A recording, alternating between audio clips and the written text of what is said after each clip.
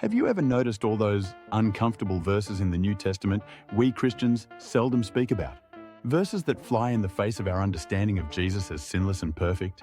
Like the verse where Jesus calls a woman a dog? I am touching upon one of Christianity's core doctrines now, the sinlessness of Christ. And there was a time in my life when I used to ascribe 100% to that doctrine, believing Jesus was perfect morally because he was sinless, but now, I'm not so sure anymore. Because how can Jesus be sinless and refer to a woman as a dog? Before you throw stones, hear me out and see if you agree with me on this.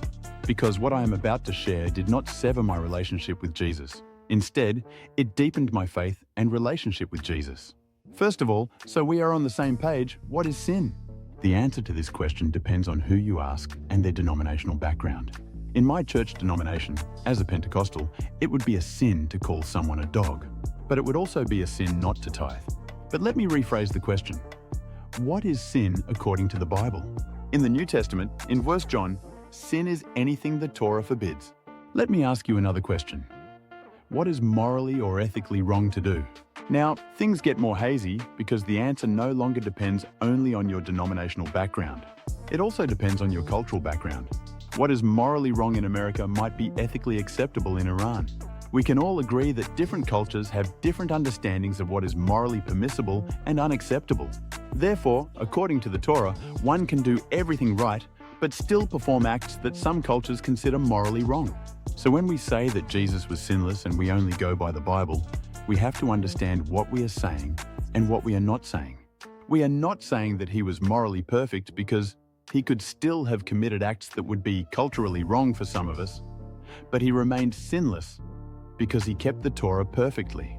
One such example would be to call a woman a dog, something that in most Western cultures would be considered morally wrong. But because it is not forbidden to do so in the Torah, he is still sinless. And then there is the question, what does it mean to keep the Torah? I know what most of us have learned. It means keeping all the 16 commandments perfectly. But anyone who has a Bible can see that is not true because there are commandments just for women, some just for men, others for kings, and some we need access to the temple to obey. And then you have the commandment that says you are obligated to sin, to do something the Torah forbids, to preserve life. This is why the Torah has a very realistic view of what it means to be human. We are faced with multiple situations every day where we are obligated to sin to keep the Torah. The Torah, for example, says we can murder with our words. So, a way of preserving life is to make sure we don't use words that hurt other people's feelings or reputations.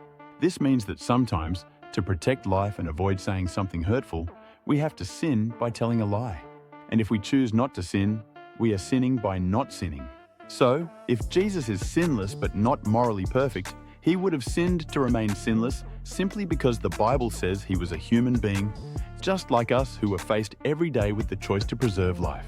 It becomes interesting because if Jesus sinned to remain sinless, but was not morally perfect according to our culture's standards, then what he did is no longer unattainable to us. Then we can keep the Torah the same way he did.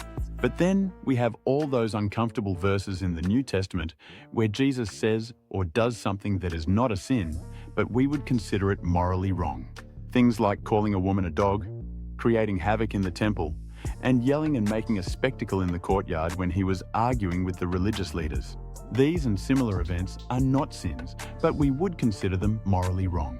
But now that we know what it means for Jesus to be sinless, we should instead consider these examples as proof that Jesus was a human, just like you and me. He was a human being who sometimes had a temper and was very passionate about his beliefs. This is a Jesus I can relate to because it is a Jesus of flesh and blood like me. This is a Jesus who permits me to do morally wrong things, but not sin. This is a Jesus who shows me I can be sinless by sinning and still be a human being. This is a Jesus who gives me permission to be and to love who I am with all my faults and failures. A Jesus who says, if I could be sinless by sinning, so can you.